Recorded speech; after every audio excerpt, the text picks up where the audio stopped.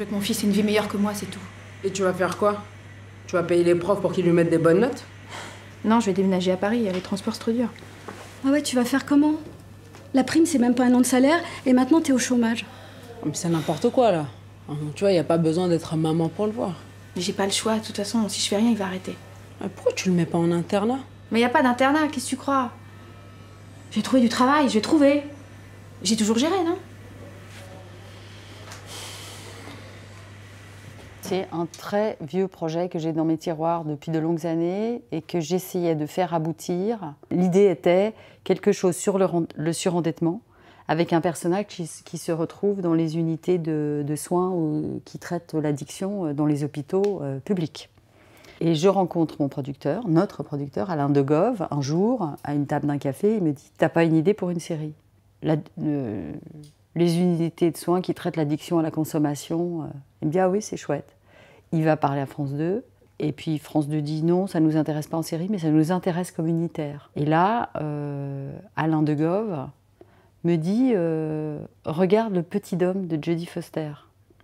Parce qu'il manque un... Il dit, ton idée elle est bonne. J'avais un personnage d'une femme qui était déjà prédisposée à être le personnage principal, qui avait un fils et tout ça.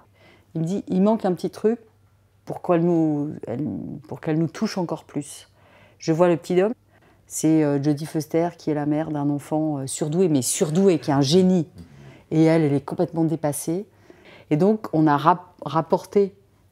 donc avec Alain, grâce à cette phrase « Regarde Le Petit Dôme », j'ai donc développé le fait que Nadia faisait ça pour un fils qui avait du talent.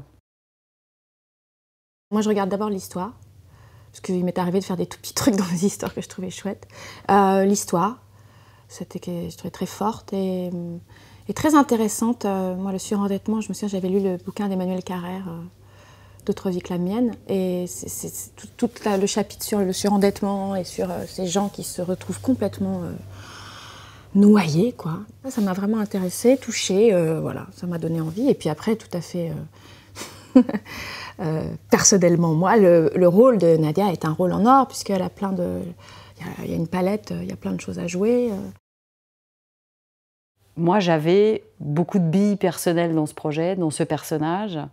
Et je voulais, et c'était un enjeu, et quand on est un réalisateur, on fait toujours un pari sur un acteur, sur une actrice en l'occurrence, et tout ce qu'on peut, c'est accompagner. Donc évidemment, l'enjeu, c'était qu'il y ait l'étincelle que Barbara... alors bon, voilà, la relation metteur en scène acteur, c'est une relation extrêmement complexe, extrêmement subtile. Donc l'enjeu, c'était en répétition, mais surtout chaque jour sur le tournage, que le miracle ait lieu. Et le miracle a eu lieu tous les jours. C'était un tournage de rêve, et c'est très rare.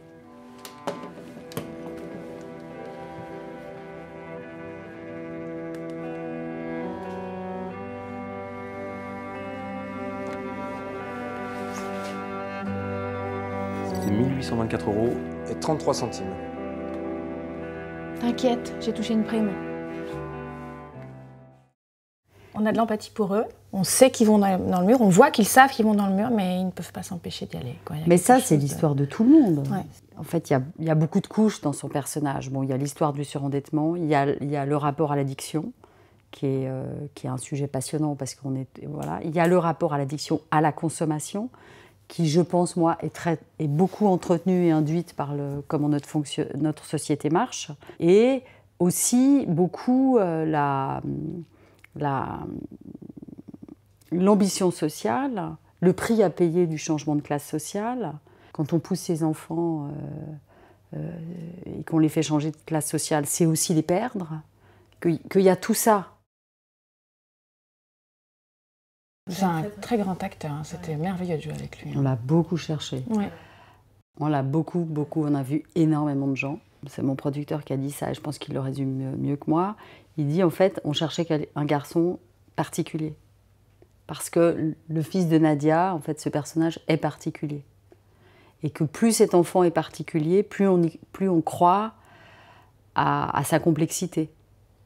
Thomas, quand on tournait, il prépare médecine en même temps. Il est en deuxième année, en plus. Ouais, il a fait la première année. Donc on le voyait entre les prises. Vous avez 10 minutes, j'arrivais. Il était en train de... Avec son train de... Il fait médecine en même temps. Donc on ne peut pas avoir plus le personnage Oui, que... non, C'était incroyable, ouais. C'est plutôt deux moments très différents. Je ne pense pas du tout à la mise en scène quand j'écris. Et j'ai un respect moyen pour le texte quand je réalise. Voilà. Pour les acteurs, c'est agréable, moi, je trouve. Parce que c'est cohérent. Parce que très souvent, quand on arrive en répétition ou qu'on commence à tourner un téléfilm, on entend cette fameuse phrase du metteur en scène. Non, mais ça veut rien dire, ça. Pourquoi il a mis ça? Une espèce de... Ouais. Il parle d'un autre type ou d'une autre qu'on ne voit pas ou qu'on a rencontré une fois et on sent que ils ne sont pas forcément en accord tout le temps, quoi. Il y a une incompréhension, ils se ratent. Peut-être il y a des rendez-vous qui sont manqués. Alors que quand c'est la même personne, on est plus tranquille. Et pourtant, ça m'est arrivé de dire qui a écrit cette réplique, elle est nulle. Oui, là, voilà. On riait parce qu'on savait que c'était voilà, ouais. Mais c'est vrai que c'est rassurant. Quand je mets en scène, c'est pas vrai que j'oublie que c'est moi qui l'ai écrit, mais ça m'intéresse pas de défendre... Voilà, je ne suis pas fétichiste de ce que j'ai écrit. Ce qui m'intéresse, c'est est-ce que la scène fonctionne. J'ai fait ça toute mon adolescence possible.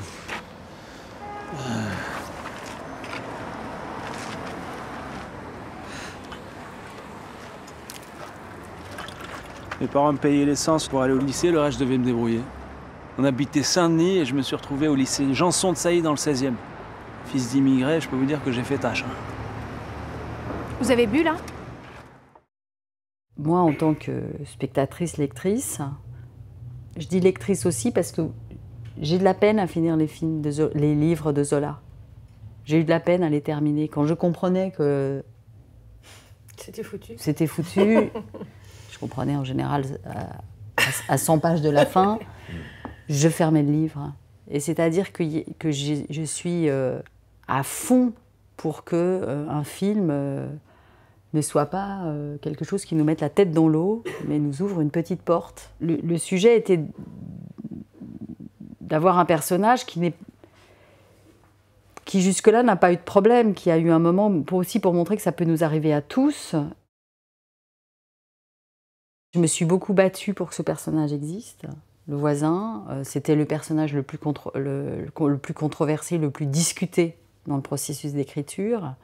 Et je disais toujours, moi, en tant que spectatrice, s'il n'y a pas le voisin, je ne regarde pas ce film. Je suis trop angoissée. Je ne supporterai ce film que si j'ai une promesse de... Il y a un espoir, quoi. Je ne trouvais pas du tout invraisemblable. Oui, non, mais... Je trouve que, surtout dans la société dans laquelle on vit aujourd'hui, il y a plein de gens qu'on rencontre qui ont des élans comme ça. J'étais banquier, j'ai tout quitté, maintenant je fais du chef. Enfin, c'est comme ceux qui partaient dans le Larzac. On a une nouvelle dynamique comme ça, de prise de conscience. On veut sortir de cette société de consommation absolue où on a des vies de fou, on ne sait plus pourquoi on vit, on ne sait plus pourquoi on se lève. Donc moi, je le trouvais tout à fait... parce que j'étais déjà très Nadia, je ne sais pas. Mais je ne trouvais pas du tout incongru, ni improbable. J'imagine que vous avez souscrit des emprunts. Vous pouvez me montrer les contrats ? Je les ai pas. Je savais pas qu'il fallait les amener. La prochaine fois ? Vous pouvez me parler de vos dettes ? Par exemple, la manière dont elles sont venues ? Bon, écoutez, je suis pas malade, je suis pauvre, voilà. C'est parce que c'est quand même une vraie question. Quelqu'un qui gagne 10 000 € par mois, il peut être dans un niveau de consommation auquel Nadia aspire, sans avoir besoin d'aller à l'hôpital. Et pourtant, c'est un malade, de la même façon qu'elle. Parce que ça sert à rien. Parce que c'est absurde. Je pense tout ce qu'il y a dans le film, tous les aspects. Je pense que c'est un film qui est vraiment, en fait, assez complexe, parce que elle n'est pas malade, elle est pauvre. Effectivement, on a un moment où on est content d'avoir enfin avoir tout. Puis en fait, ce qu'elle achète, c'est débile. Ça sert à rien d'avoir tout ça. Et pourtant, nous, c'est vrai, moi, j'appartiens à une génération où, où faire du shopping, c'est un loisir. On dit souvent aux acteurs, ne joue pas, laisse-toi traverser par la situation et le texte. Et en fait, quand on est metteur en scène, c'est pareil. Je sais que si j'arrive à être dans cet état-là, et que j'arrive à communiquer cet état à un acteur, enfin que si moi j'arrive à être dans cet état, alors j'ai une chance de communiquer, d'aider l'acteur à entrer dans le même état. Ça se fait tout sur le moment. Et d'être extrêmement en contact. Alors, avec un instinct. Mais le truc aussi, moi j'ai rarement vu, c'est que, surtout à la télé où on n'a pas le temps, c'est nous qui avons les premiers rôles, on est choyés, on a répété. Et se succèdent sur le plateau des acteurs qui ont une journée, 2 journées. Ouais. Moi qui l'ai fait à mes débuts, je sais, c'est ce qu'il y a de plus difficile en plus. Et Léa il n'y a pas de petit rôle. C'est-à-dire que la banquière, j'ai vu Léa lui raconter sa vie, la vie qu'elle imaginait pour la banquière, qu'elle prenait des Lexos, que son mari l'a trompée.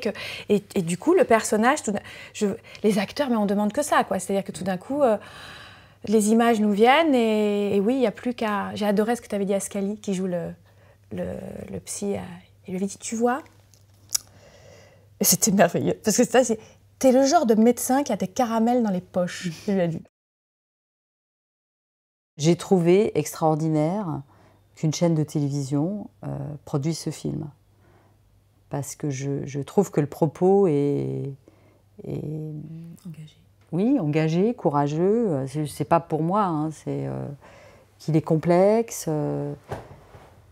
Et vraiment, j'ai été... épatée par l'intelligence de mes interlocuteurs, leur sensibilité. Malheureusement, je ne suis pas certaine qu'un film puisse éduquer. J'aime mieux la phrase de Lucian Freud qui dit qu'attendez-vous d'une peinture, et il dit elle doit étonner, déranger, convaincre.